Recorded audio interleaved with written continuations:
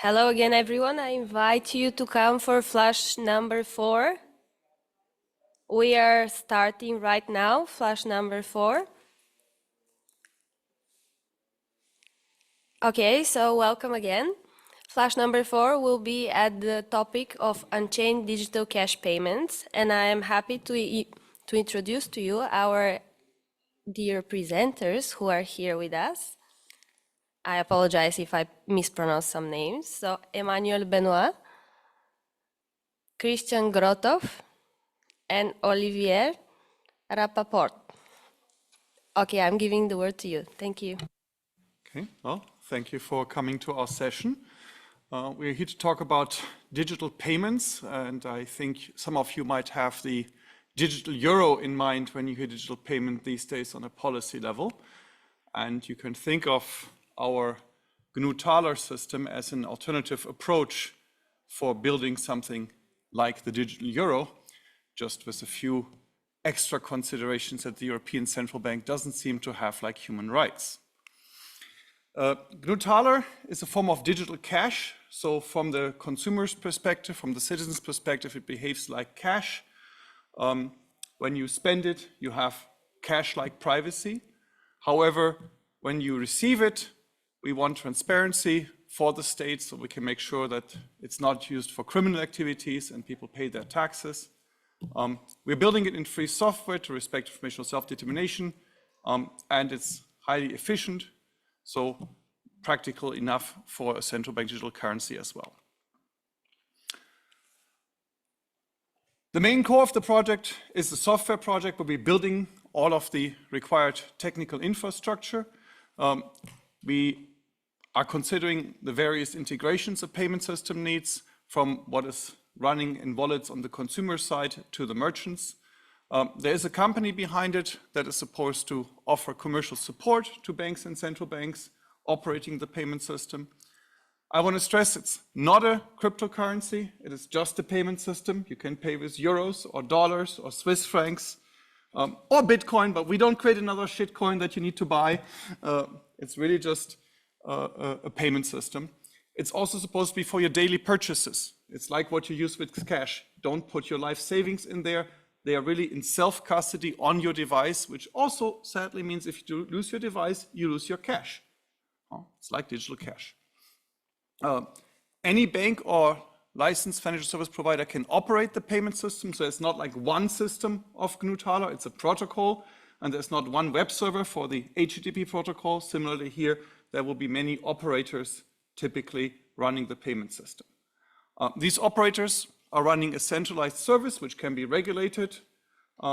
Therefore, it's not exactly decentralized, but your data, your purchase history, your money, that's on your device. So that is decentralized, where we hold the private sensitive data. We don't use a blockchain, no proof of work, no proof of stake, none of these problems. And again, no get rich scheme here. We're not trying to sell you a coin. Don't worry about that. What we do try to do is get you to use more free software that respects your ability to understand what the computer is doing, modify what the computer is doing, share those results with others, and therefore respects your fundamental right to informational self-determination. As I said, we protect the privacy of the buyer, but are compliant with legislation like AML and KYC. So we do identify the receiver of money in all cases, including for peer-to-peer payments. System is using lots of cryptography to prevent fraud. And once we've done that, we want to, of course, also abide by GDPR, so privacy by design, privacy by default across the stack. The system is highly usable, as you will see. We will do a demonstration where you can see some of the interactions soon.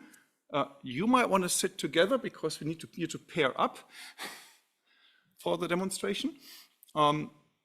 It's highly efficient, so we have done on a single server like 25,000 transactions per second, so it would be enough to run something like the digital euro. Those were some of the high-level design goals. The architecture, we have the exchange component, which is like what's run by the payment service provider. We have the wallets that are run by the customers, and then we have components that are run by the merchants to accept digital cash payments. And here in this diagram, the important part is the spend coins arrow. That's where the customer has anonymity, where we do not have to identify the customer. When they withdraw coins, it comes from their bank account. When the merchant deposits coins, it goes to their bank account. But here, when the customer spends the coins, that's where we have the privacy for the person who's spending the money.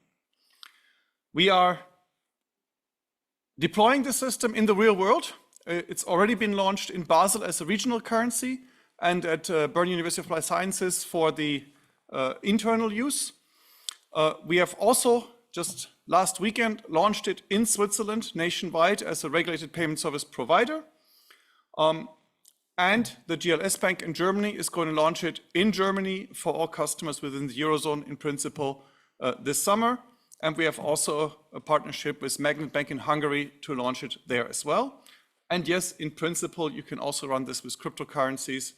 The question is how to do that legally.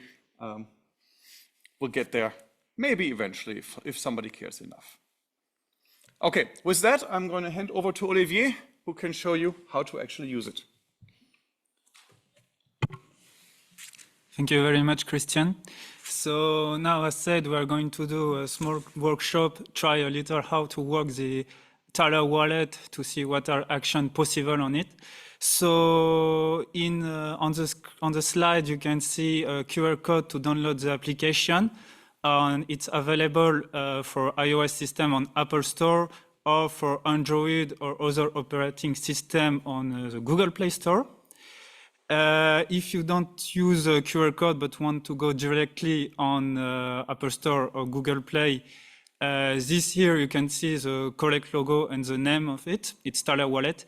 You might see a beta version right near. Normally no, but most important thing, it doesn't matter if it's beta or not right. The most important is the logo. This is the correct one you can see here.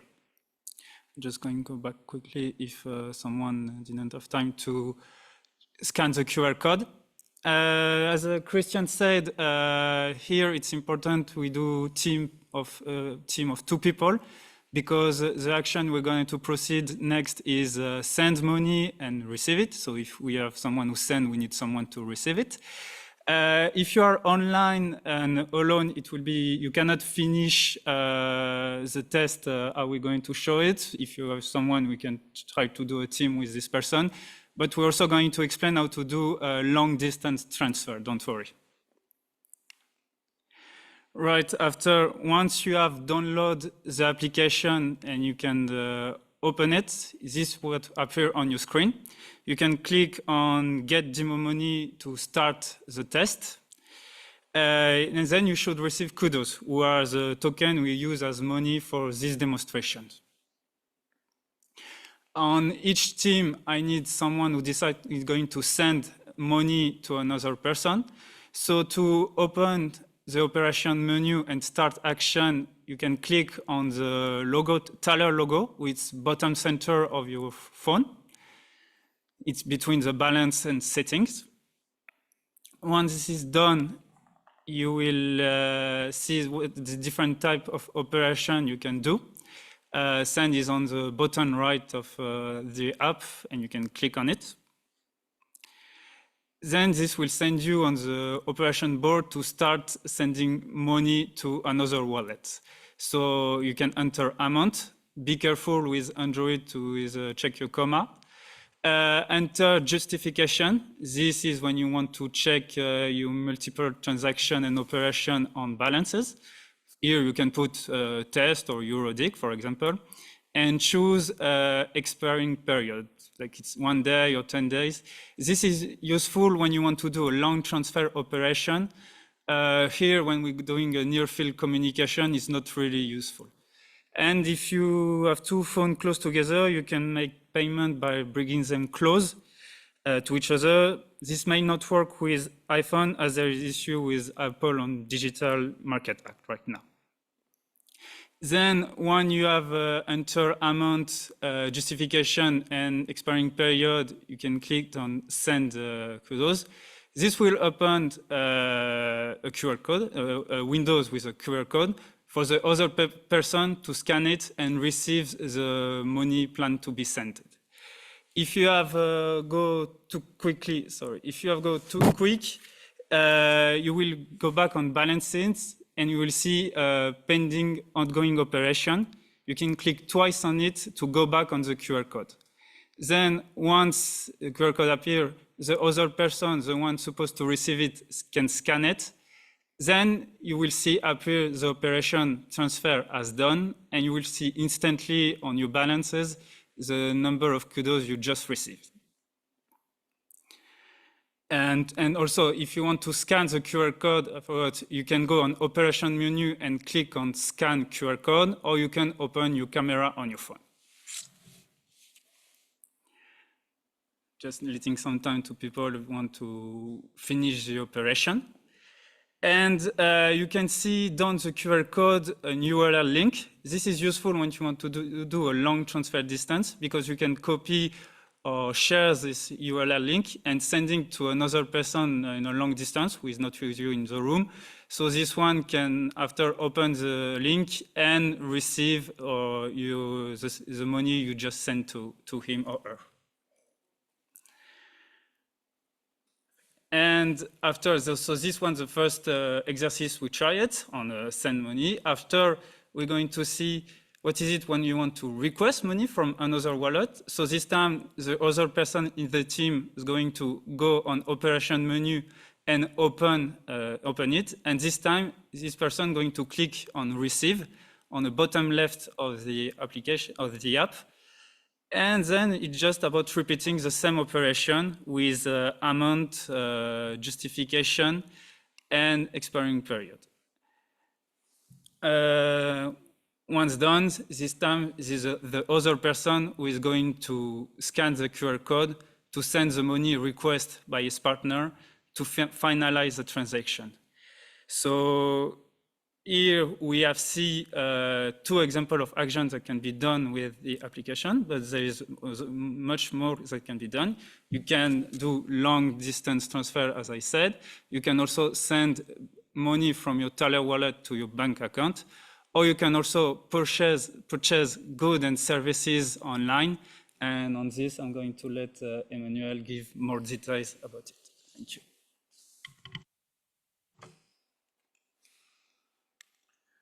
So now we are switching the role. We are in the role of the merchant.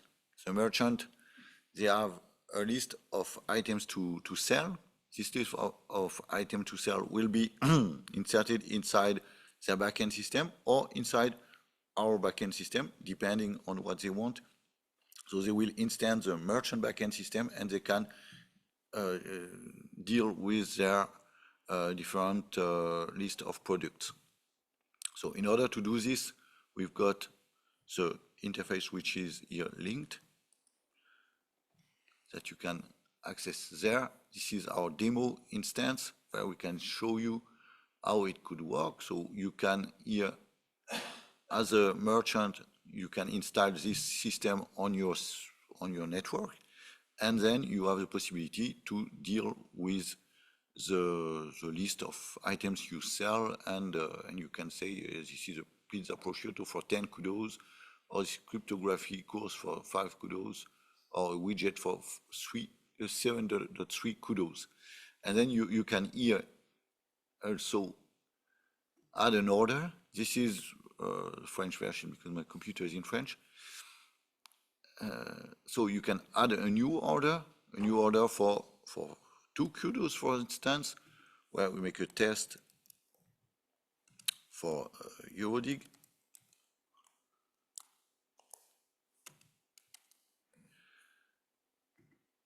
And then you could ask your clients to pay this.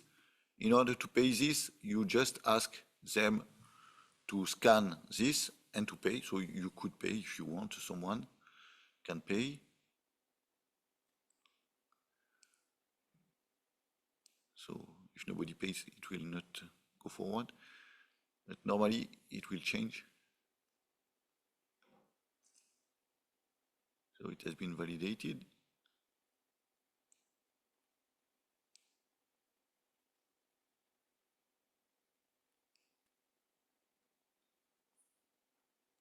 So validate. Yes, it has been paid. So now I can deliver the good. I can transfer the thing you have ordered. I don't know what it was for a test for EuroDIG. So it is not very explicit for a name. But now I can deliver the good. I have the validation. But most of the systems don't work like this. Most of the merchants will not work with this system, will have their own system for dealing with the list of items they sell and also for the orders and so on. So they will not use our system, the user information, the GUI, the graphical user interface of our system, but they will use something more like a REST API.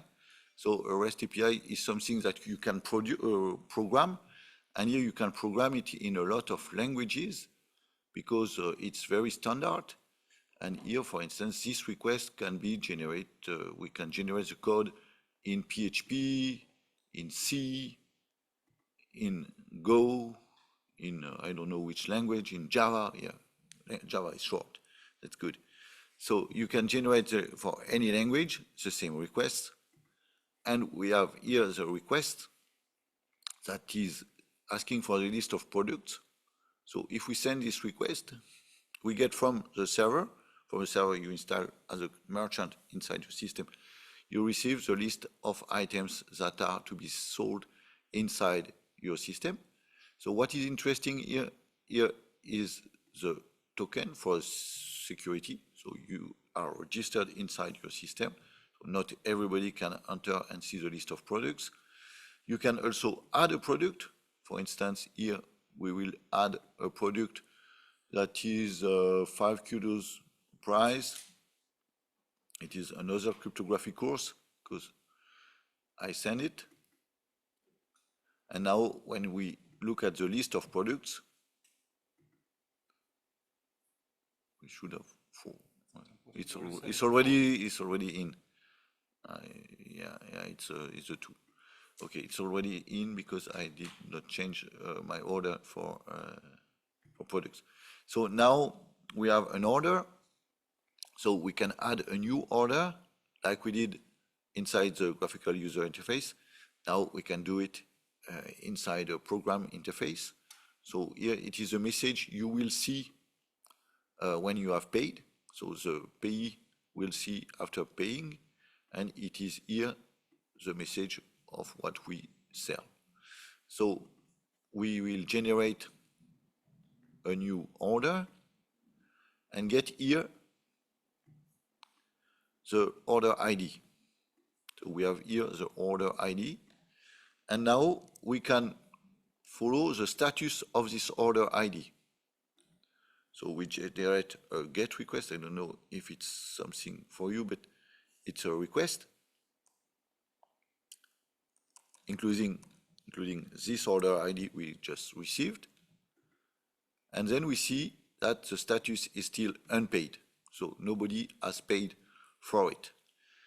And then we have the possibility also to give this URL to someone to pay for it. So for instance, this URL, can someone scan this URL and not pay now? Okay, and then we have another way to follow this. You have the possibility to scan? No, okay, where is? Yeah.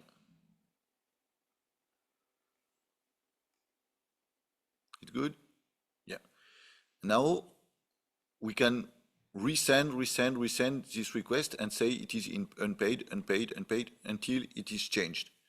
Or we have another possibility is to set something that is a timeout, and it's called long polling, where the server will wait until someone buys the good or the stuff and pays for the stuff. So here we send this request, and I have to change the order ID clearly.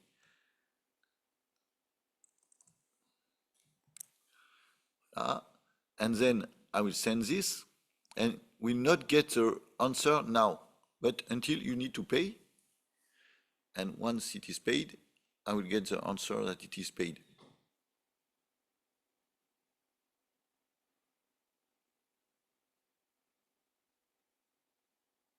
Or I can show no. Well, it has been paid before the end, and you see here, this has been paid, and we have all the validation. So that's exactly what we want. You want to know that someone has paid for the thing you have sold, and then you want to have the validation inside your system. And the system is real time, so once it has been paid, you get the notification without waiting 1 second, and so you can deliver the brutally that you have booked, and it's not a problem that you have to wait like a quarter of an hour for Bitcoin or 10 hours if you buy something very expensive in Bitcoin. So here you have the validation right on time, and you can deliver right on time. You can also work for very small amounts, and it is very light. It can be integrated in all the languages we presented at the beginning. That's what I wanted to show to you.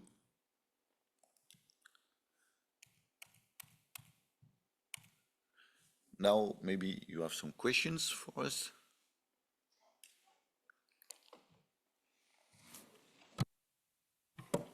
Thank you so much for this wonderful presentation, and it's always good to have something really technical on the floor to see that we're not only talking about policies but also about the solutions that apparently need to be policed.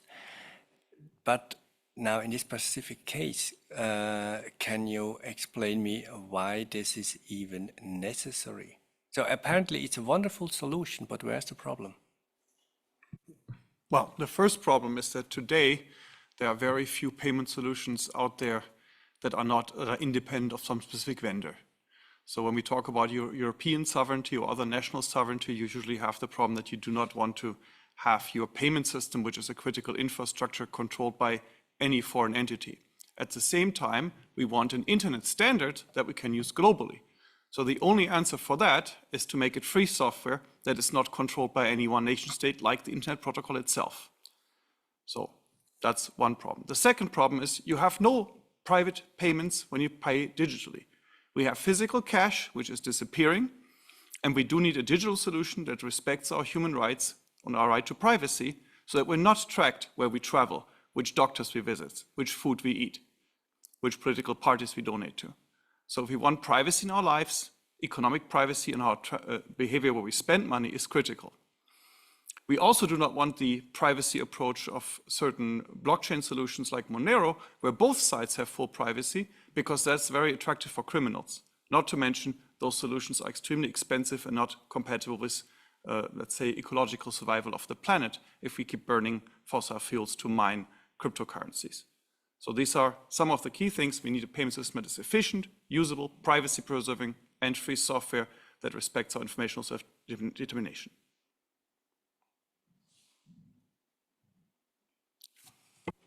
Not convinced yet. Looking in particular at privacy aspects. So to all of my knowledge, every money laundering prevention system just doesn't allow any kind of privacy. And I think one needs to know both sides. Where is the money coming from and where does it go? Otherwise it would be too simple to just have some legitimate entity and some shady source. So while I value your argument that nobody needs to know which dentist I'm frequenting, it still doesn't really work like that for larger payments, no? Oh, we're not talking about large payments, we're talking about day-to-day payments. This is not the payment system we want to use to buy a house or to make major investments. This is cash. So just like with cash, you don't usually, carry the millions around. At least I don't. This is for small payments, which is where the domain is where you need the privacy. This is where you pay for your public transit, your doctor, your newspaper articles. This is for micropayments. This is not for the macro payments, the major investments, weapons purchases or anything like that. But 1 million micropayment per hour makes quite a large total, no? Yes, lots of small payments, but again, the question is how does the money come into the system? So for example, in our Swiss operation, you are limited to withdrawing 2,500 Swiss francs per month per bank account in Switzerland. So we can basically, since we know your customer applies when you withdraw money, we know who you are at that point.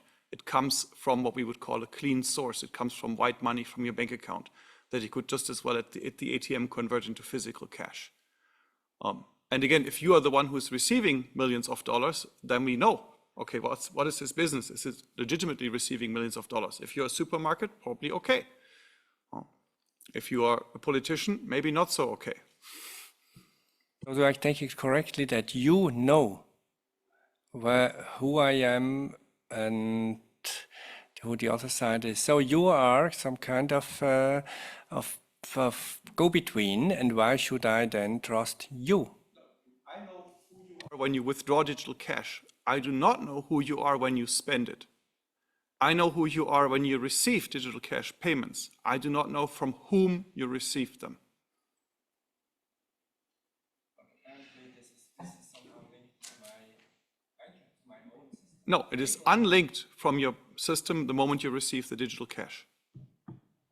Yes, but until I receive the digital cash, somehow it must come into the system, and at that moment, it is no. Yeah, when it comes into our system, we withdraw it from your bank account. So at that point, of course, we can see it's your bank account, you are withdrawing digital cash. But that would mean, so I take from my white money account where it is not anonymous that I put money into your system. That would mean there is no real privacy, because at least it goes into. So the only thing is, how is it broken up into micropayments? How is it? Would only be how anonymous would only be how is it broken up until it ends at the other end. Because the receiver still knows that it's coming from me. Whether the receiver knows that it's coming from you or not, that depends on your relationship with him. So if he sees you in person, he might know it's coming from you, but we wouldn't as the payment service provider. Now, if you go over some VPN technology and hide your privacy and do a digital payment, the receiver might not know it. In our case, we're limited to the payment system saying they don't know. So again, when you withdraw the money from your bank account, we know who you are. When you receive money, the depositing of coins as a merchant, we know who you are. But the person who is, as a customer, spending their digital money, then at the spent coins, we do not know, as a payment service provider, who the customer is. Now, the merchant might know if they bother to identify. But if you go into public transit and you just digitally pay, and they don't have a camera hanging over your head and identifying you with facial recognition, yes, then you might have privacy there. If you go online to read a newspaper and you use a VPN to protect identity, again, you have privacy there when you read the newspaper. You take it correct that the system itself might be fronted to privacy, but at either end, there is somebody who knows that something goes out or in and out on both sides. So it's just some mechanism there, but actually, if you look at the big picture, there's no privacy because there is money going out and not going. No, there is privacy because we have a bunch of customers and we do not know which customer is making this particular purchase. It could be any one of our customers buying this article, buying this train ticket, and we have no way of telling. Yeah, you don't know, but the one, so if it's just you looking at you, it may work for you, but outside, there's a bank and there's a bank. One knows that something's going out and the other one knows that something is going on at the moment in time. You're thinking, but there's a time, you think it's happening at the same time. We are not taking it out of your bank account at the time when you make the purchase at the merchant. When you go and withdraw the coins, they end up in your wallet and they stay in your wallet until you use it, which could be days, weeks, whatever. And so there is no time correlation between the time when you withdraw the money and the time when you spend it. And also, just like with an ATM, you withdraw 100 Swiss francs, but then you spend $10 or 10 Swiss francs. It doesn't have, the amounts don't have to be the same either, of course. So I take it it's a deferred payment system, which means that somebody is benefiting from the money lying around, and that's probably you. Yes, indeed. For commercial banks, you can run this as a synthetic CBDC and earn 2.5% interest at the deposit facility of the ECB. Yes, you got it. We can even run this without fees, correct. It's the bank operating it. The time is over. But yes. You want to invest?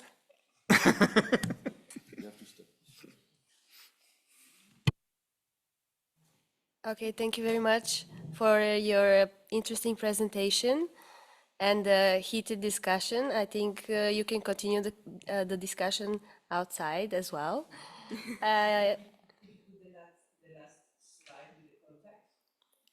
Please? Yeah, we'll share it.